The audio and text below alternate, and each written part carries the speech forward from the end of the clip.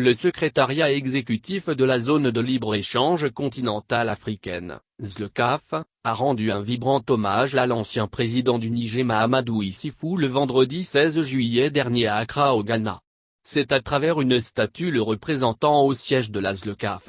La cérémonie s'est déroulée en présence de plusieurs chefs d'État dont l'actuel président du Niger Mohamed Bazoum et plusieurs personnalités du continent.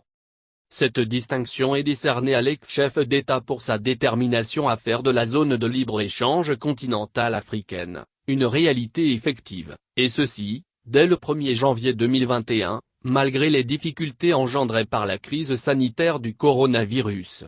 Dans son allocution de circonstance, l'ancien président a dédié cette distinction au peuple nigérien et à toutes les générations de panafricanistes, avant de rappeler les objectifs de la zone de libre-échange qui est de mettre fin à la balkanisation du continent, d'accroître le commerce interafricain et son potentiel économique.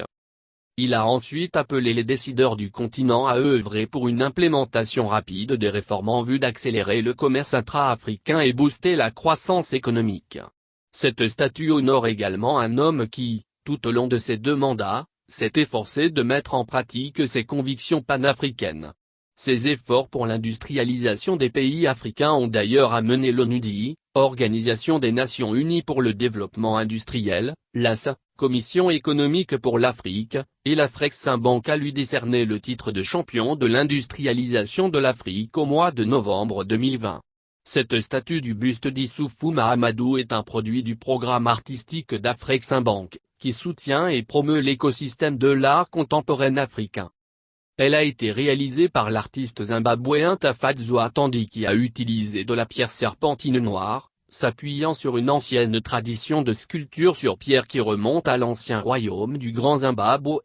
Pour Vam Kulmena, secrétaire exécutif de la ZLECAf, son Excellence Issoufou Mahamadou s'est donné beaucoup de mal pour diriger et superviser l'établissement et la mise en œuvre de la zone de libre-échange continentale africaine, a-t-il déclaré avant d'ajouter que cette statue constituait une commémoration durable de son rôle central, tant pour les générations actuelles que pour les générations futures d'Africains.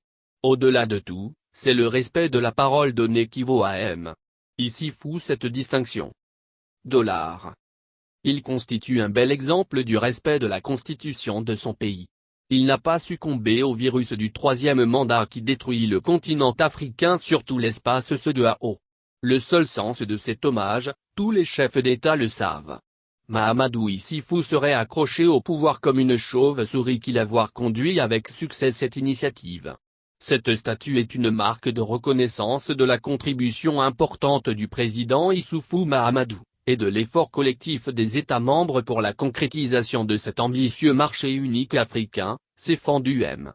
Gnassingbé sur son compte Twitter dans la matinée du vendredi.